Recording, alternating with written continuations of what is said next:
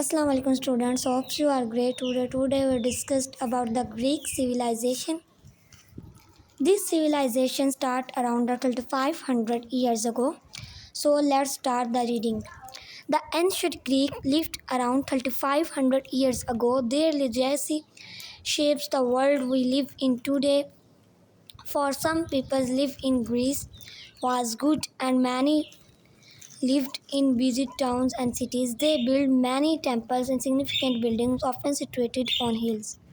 आज हम इनकी डेली लाइफ सोशल कस्टम्स के बारे में पढ़ेंगे और लॉन्ग क्वेश्चन नंबर 1 का पार्ट 2 को सॉल्व करने की कोशिश करेंगे. Move to the point. First of all, we learn about the information facts. Ancient Greek emerges from its dark ages around 776 BC. The classical period latest from 776 BC to 323 BC. From the views of historians, it's end with the death of Alexander the Great in 323 BC. So it's latest roughly 350 years. इसको अपने underline करना, अपने mind करना, बिठा लेना है. Your chapters are ready from different ways to improve your writing and reading skills. So start daily life. The daily life of ancient Greek was very similar to your lives. Today they could see a play of sporting events, attend many different schools, or could join the army or become a soldier.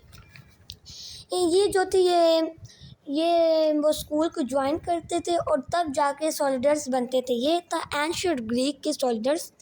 साथ में आपको image नज़र आ रही होगी. Your images are ready from different ways to improve your writing and your reading skills. So start the dresses.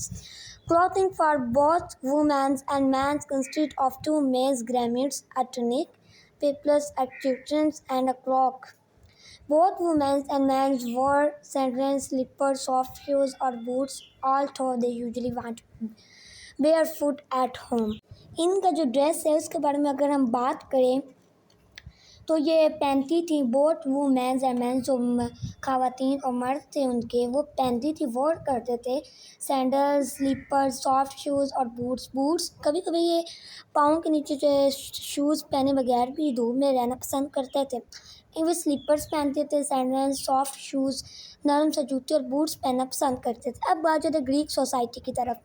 Greek society was similar to the community that most of us enjoy today because it was full of a rich culture. This means the ancient Greek could enjoy foods, good music, etc. that read lectures just as we do today, or mixed games in the Electric Festival that originates in ancient Greece. I can share video with you to improve your knowledge. So let's start. आइए अगले दौर में चलते हैं जिसको हम यूनान का क्लासिकल पीरियड समझते हैं 500 BC में. ये वो दौर है कि जबकि नई पैदावारी कुव्वतें जो हैं उसके नतीजे में ज़ायद पैदावार होती है और बहुत सारी प्रॉस्पेरिटी पैदा होती है.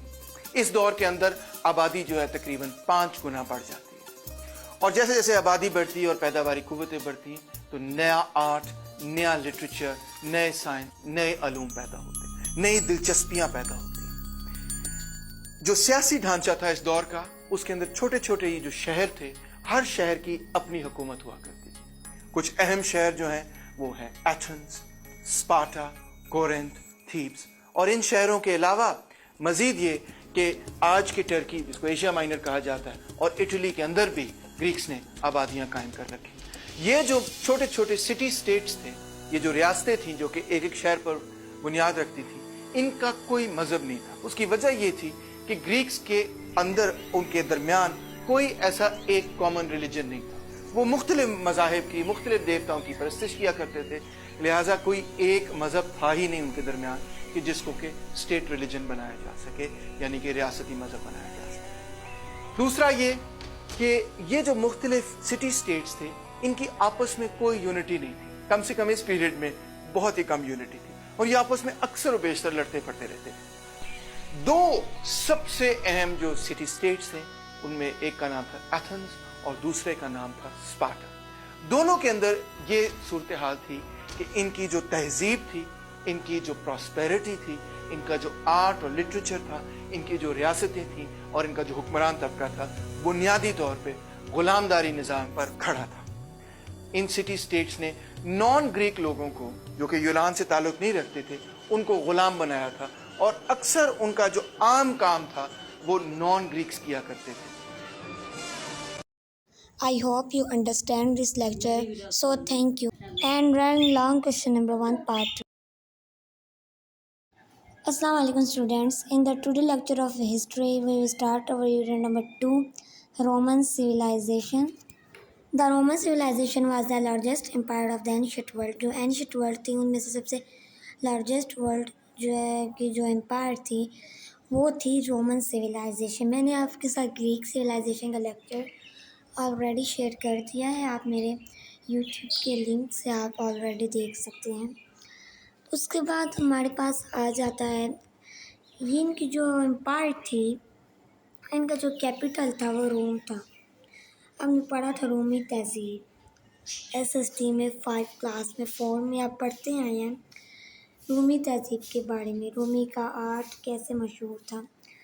और ये जो रोमन सिविलाइजेशन है यानी रोमी सिविलाइजेशन ये 27 BCE में कायम हुई थी। और जो वेस्टर्न रोमन एम्पायर का डेटिव थी उनका फॉल हुए थे वो 476 CE में हुए थे। The eastern Roman empire known as the western empire, वो जो थे एम्पायर वो वेस्टर्न एम्पायर से जाने जाते थे। ये आपका इम्पोर्टेंट क्वेश्चन है जो हर दफ़ा पेपर के अंदर आता है। ये आपका पेपर के लिहाज से भी मोस्ट इम्पोर्टेंट है। ये रोमन सिविलाइजेशन है, हमने पढ़ी पर्शियन सिविलाइजेशन, ग्रीक सिविलाइजेशन और the last civilisation is Roman civilisation. Move to the next page number 42। The Roman empire had 3 stages. पहला जो था रूल्ड बाय किंग, सेकंड जो था रोमन रिपब्लिक, थर्ड जो था एम्पायर्स। पहला इनकी जो सोसाइटी थी वो थी ruled by kings, second Roman republic, third empires. Many modern lands were once part of the Roman empire. For example Italy, Greece, Turkey ये रोमन के पार्ट्स हैं। उसके बाद the main language of the Roman empire was Latin and Greek. जो Greek language थी वो Roman civilisation की सबसे अहम लैंग्वेज थी। Move to the government. The government to control their large empire, the Romans developed important ideas about laws such as the concept of Roman citizens. They created the Roman legal system and Roman law principles that help unify diverse cultures under one legal framework. The empire was divided into provinces. मतलब वो उनके सूबे में divide थे। Kings were sometimes followed by their eldest son. I can share video with you to improve your knowledge and reading skills. Watch this video carefully and then give me the answers of the questions relative I can ask. So let's start. Rome was not built in a day. ये कहावत तो आपने सुनी होगी। रोम का world dominance खत्म हुए centuries बीत गई, लेकिन इसका कल्चर आज भी इन्फ्लुएंशियल है। इसकी फिलॉसफी, इसके अल्फाज, इसका आर्किटेक्चर आज भी दुनिया में पॉपुलर है। ये वो सुपर पावर था जिसने हिस्ट्री में पहली बार मॉडर्न आर्मी की बुनियाद रखी, जिसने एम्पायर को चलाने के लिए पहली बार सेनेट का सिस्टम बनाया, जिसने अपने रिपब्लिक पीरियड में तकरीबन 5 सदियों तक डेमोक्रेसी को सक्सेसफुली चलाया। कितनी ही मॉडर्न पॉलिटिकल टर्म्स जैसे कि रिपब्लिक, डिक्टेटर्स, सेनेट और वीटो ऐसी हैं जिन्हें रोमन पॉलिटिक्स से लिया गया है। एम्पायर के पीक पीरियड में इसकी पॉपुलेशन इतनी थी कि दुनिया का हर 5वां इंसान रोमन था। रोमन किंगडम, रिपब्लिक और एम्पायर के पीरियड्स को मिला लिया जाए तो कुल मिलाकर 2000 साल से भी ज्यादा रोम का डोमिनेंस रहा। ये कैसे पॉसिबल हुआ और फिर कैसे इस सुपर पावर का डाउनफॉल हुआ और क्यों हुआ, आइए जानते हैं आज के इस वीडियो में। रोम की शुरुआत के बारे में बहुत सारी मिथोलॉजिकल स्टोरीज एग्जिस्ट करती हैं। एक कहानी के मुताबिक 2 जुड़वा भाई थे, रोमुलस और रेमस, जिन्हें बचपन में नदी में बहा दिया गया था क्योंकि वो गॉड ऑफ वॉर मार्स की नाजायज औलाद थे। लेकिन किसी तरह ये बच्चे एक जंगल में जा पहुंचे जहां पर इनको एक भेड़िए ने देखा और इनको अपने बच्चों की तरह पाल पोस कर बड़ा किया। फिर इन दोनों ने मिलकर टाइबर नदी के पास एक सेटलमेंट बनाया, लेकिन कुछ समय बाद शहर के कंट्रोल को लेकर दोनों के बीच लड़ाई हो गई, जिसमें रीमस की मौत हो गई और फिर रोमुलस ने इस शहर को रोम का नाम दिया। ऐसी ही 2-3 और मिथोलॉजिकल स्टोरीज भी हैं रोम की शुरुआत के बारे में, लेकिन मॉडर्न रिसर्च के अकॉर्डिंग ये सब उस टाइम के रोमन हिस्टोरियंस ने अपने किंगडम को एक लेजेंडरी ओरिजिन स्टोरी देने के लिए बनाई थी। रोम की असल शुरुआत को जानने के लिए हमने मॉडर्न रिसर्च को एनालाइज किया और देखा कि कुछ आर्कियोलॉजिकल रिकॉर्ड्स के मुताबिक रोम 625 बीसी के आसपास एस्टैब्लिश हुआ था। शुरुआत में यह टाइबर रिवर के किनारे एक छोटा सा ट्रेडिंग सेंटर था जो धीरे धीरे एक शहर में बदल गया। उस समय इस रीजन को एट्रूरिया और लेटियम कहा जाता था। लोग छोटी छोटी विलेजेस में रहते थे और शायद इन्वेजन से बचने के लिए एकजुट हो गए, जिसे रोम की शुरुआत हुई। 600 बीसी से 510 बीसी तक के पीरियड को रोम का पीरियड ऑफ किंग्स माना जाता है। इंटरेस्टिंग बात यह है कि उस समय राजा बनने का फैसला हेरिडिटरी बेसिस पे नहीं लिया जाता था। किंग्स को सेनेट नाम की रूलिंग बॉडी इलेक्ट करती थी। इस पीरियड के दौरान रोम में कुल 7 किंग्स बने। इस लिस्ट में आखिरी राजा का नाम लूसियस टार्क्विनियस सुपरबस था, जिसे टार्क्विन द प्राउड भी कहा जाता है। हिस्टोरियंस के मुताबिक वो एक टायरेंट था और फिर एक ऐसी घटना घटी जिसने पूरे रोम के इतिहास को बदल दिया। लूसियस सुपरबस के बेटे पर आरोप लगा कि उसने एक नोबल वुमन लुक्रीशिया के साथ जबरदस्ती की। So move to the next page. I hope you understand this lecture and video. अब हम पढ़ेंगे diverse culture under one larger firework. ये हो गया। तो नेक्स्ट पैराग्राफ पर आ जाए। आपने उनका एंशिएंट रोम का कल्चर पढ़ा, ट्रेड पढ़ा।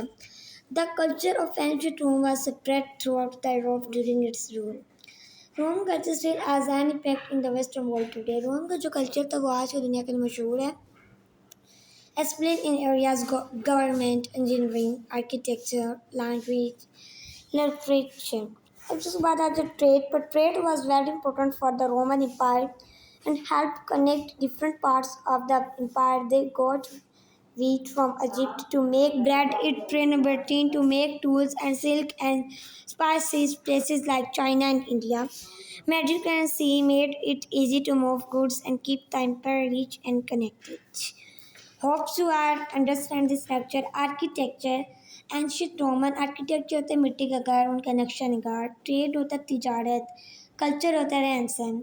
Architecture, ancient Roman architecture is famous for its strong and beautiful designs. Romans built grand structures like temples. UTC famous examples include the Colosseum and Parthenon. I can share video with you to improve your knowledge and reading skills. It is a picture of Colosseum and you can understand it as well. Roman Colosseum दुनिया के सबसे मशहूर ऐतिहासिक इमारतों में से एक है।